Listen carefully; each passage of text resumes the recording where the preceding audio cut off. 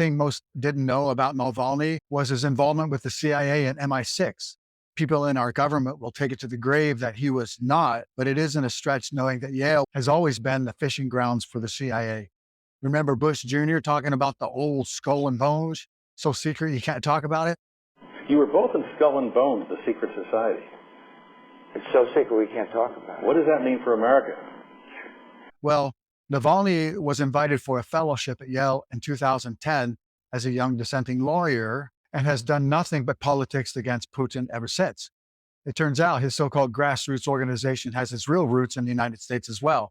The press made this guy out to be a real contender for Putin, which is hardly the truth. There are political opponents that are much more of a pain in the ass for Putin, which makes this story all the more suspicious. And if he wasn't a CIA asset, I don't think Russia would be putting him up in a possible prisoner exchange, nor do I think the so-called world leaders and our own president of the United States would be using his death to virtue signal and advance hatred for Russia.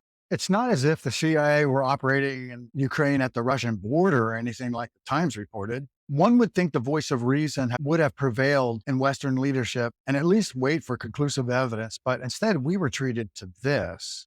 For more than a decade, the Russian government, Putin, have persecuted, poisoned, and imprisoned Alexei Navalny. His death only underscores the weakness and rot at the heart of the system that Putin has built. Russia's responsible for this. Putin's Russia imprisoned him, trumped up charges against him, poisoned him, sent him to an Arctic penal colony, and now he's tragically died. And we should hold Putin accountable for this, and no one should be in any doubt about the dreadful nature of Putin's regime in Russia. What we have seen is that Russia has become a more and more authoritarian power, that they have used oppression against opposition for many years. If confirmed, this would be a further sign of Putin's brutality. Whatever story they tell, let us be clear, Russia is responsible. Like millions of people around the world, I'm literally both not surprised and outraged by the news. Reported death of Alexei Navalny. Putin had him poisoned. He had him arrested. He had him prosecuted for fabricated crimes. He's sentenced to prison. He was held in isolation. Reports of his death, if they're true, and I have no reason to believe they're not, Russian authorities are going to tell their own story. Make no mistake, Putin is responsible for Navalny's death. Putin is responsible. We have to provide the funding so Ukraine can keep defending itself against vicious onslaughts and war crimes. I don't see any reason to doubt the Ukrainian intelligence chief Budanov's press statement, whom I think we can all agree has every reason to lie about Russia and Vladimir Putin. Я можу вас розчарувати, але те, що нам відомо, він реально загинув від тромба. It's not like Vladimir Putin himself didn't expose the CIA in his interview with Carlson either. Our government lies to us all the time, and they have been using the legacy media to do it. Every network news broadcast company is orchestrated together to deliver the exact messaging, and that messaging is not only agenda biased, it seldom even has fragments of the truth anymore. What blows me away is that we all know this, and yet we jump on damn near every first out press release like it's the gospel from God Almighty. To their credit, when some people find out the facts, the truth, they have the intelligence and courage to adjust their positions accordingly. What is equally true is that many people do not change their stance when exposed to factual but contrary information. How on earth does that serve anyone? It's willful ignorance, and it's got to stop.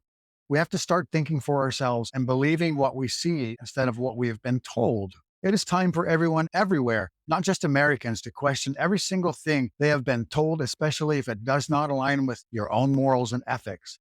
Americans know we are being lied to constantly, which is why people are looking to independent media for the truth. Since 2018, the internet took over legacy media as our go-to source for news and information, and YouTube has surpassed Google as the #1 search engine because people know that they have a better chance of finding the truth, or at least a narrative that isn't whitewashed by the Beltway and spoon-fed to the propaganda machine, legacy media.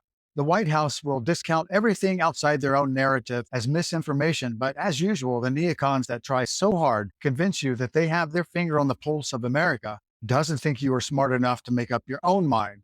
What America needs is the truth, even if it's bad. We don't need our generals being mouthpieces for their future employers like Milley was when he said this a year ago.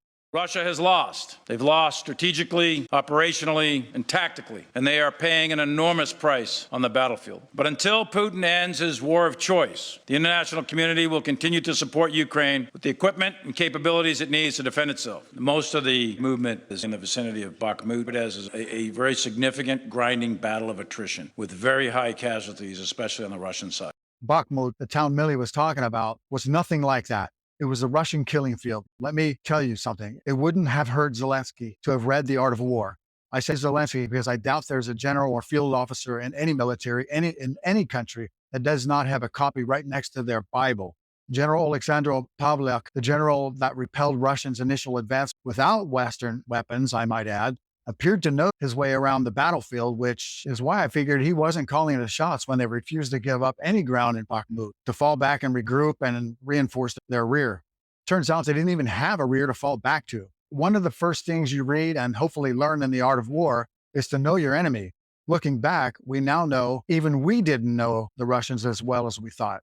We never thought Russia could manufacture 1 million artillery rounds a year, and they are pumping out over 7 million now. It also came to light that Putin only committed a small force, and to their credit, Ukrainians fiercely fought them off. I guess Putin was hoping that the Ukrainians would just go quietly into the night with just a show of force, but the Russians were shown the door instead.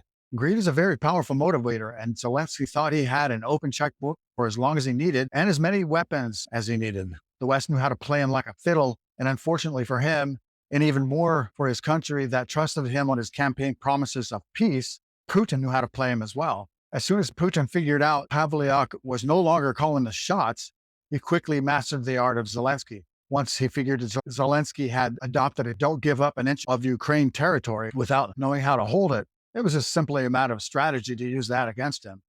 In Bakhmut, picture a horseshoe formation surrounding the town with streets deliberately left open for the Ukrainians. Now, they could have either retreated or they could have advanced. They sadly chose the latter, boxing themselves in as targets.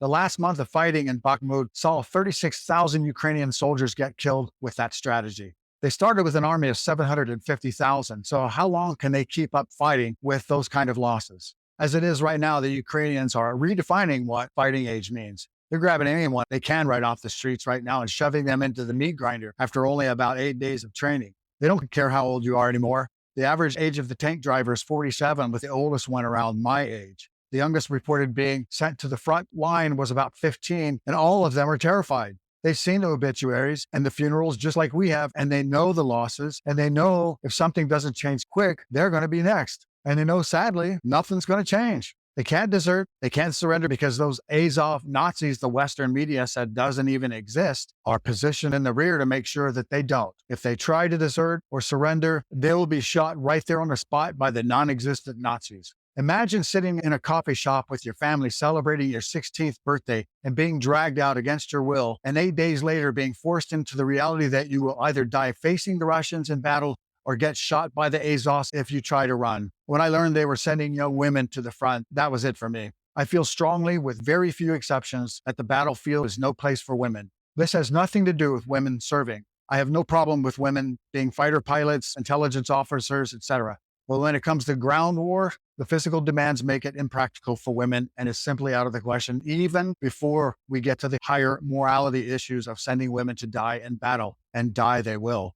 Avika has fallen. There's very little to stop Russia from advancing west. They will most likely be at the upper river within a couple of months because it doesn't look like NATO has given Russia a choice. And then the decision will be, what do we do now?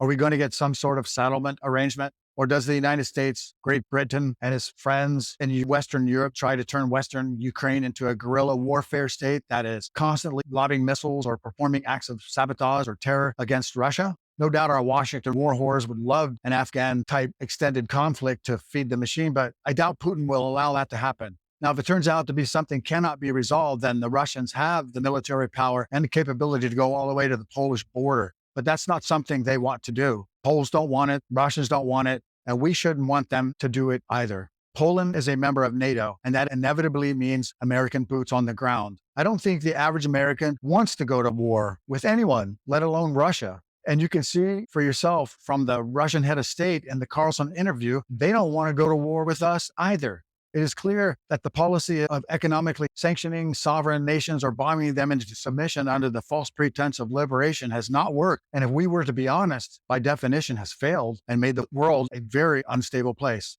The idea that we should expand NATO to encircle Russia for the sole purpose of destroying it is insanity. Every time the U.S. said we wouldn't advance NATO east, they lied and did it anyway. And still we see the Russian head of state, without a teleprompter or even notes, share with the world a point of view few of us have ever heard. And what I heard was the language of peace. The 500 million people that watched the 2-hour interview, I imagine, are asking the question we all are at this point. What are we so pissed at the Russians for? And is this Hatfield-McCoy thing with Russia worth it? If you said no, then I'm with you. It isn't worth the $17 trillion that has caused crushing confiscatory taxation while it makes Washington donors even more rich. And it's definitely not worth the price of millions of innocent lives all over the world that have been extinguished for profit. I'd suggest accepting the olive branch Vladimir Putin extended, and let's see what can be accomplished with a goal of peace in mind. Because when I said the world is getting to be more dangerous than it ever has been, I meant for everyone, including the heretofore insulated United States of America. The legacy news outlets, as a coordinated effort, has done its best to show America always with white hats patrolling the moral high road with the world's best and baddest military to back it up, which up until maybe as late as 2000 was true, at least the military part. Since World War II, we have sat at the head of every table because, well, we won the war. We had military installations already established in every key strategic location across the world, and we had built an incredible manufacturing base at home. By the 1990s, we were untouchable. We had the most technological military the world had ever seen, and every nation state wanted to be a part of it. We had proven stealth bombers, the best fighters, enough nukes to blow up the world several times.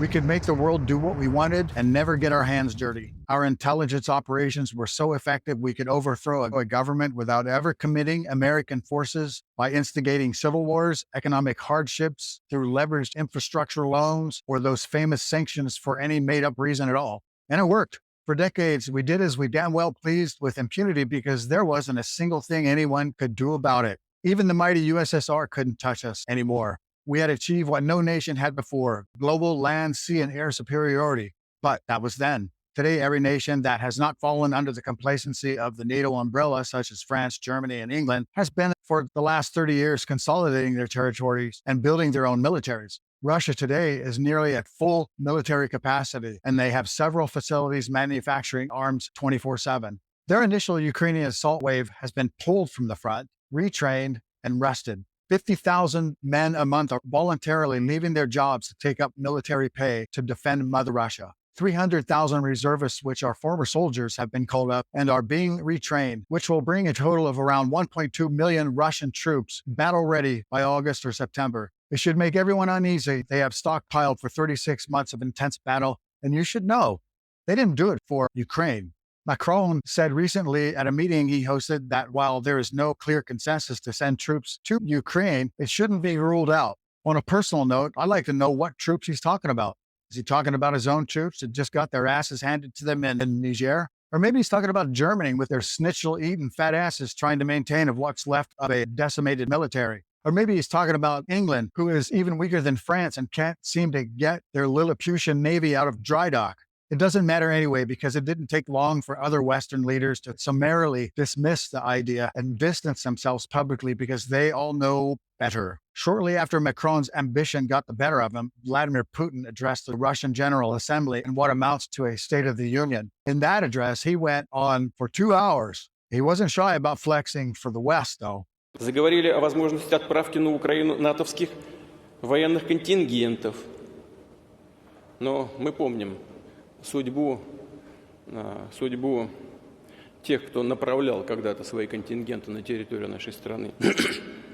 Но теперь последствия для возможных интервентов будут гораздо более трагичными.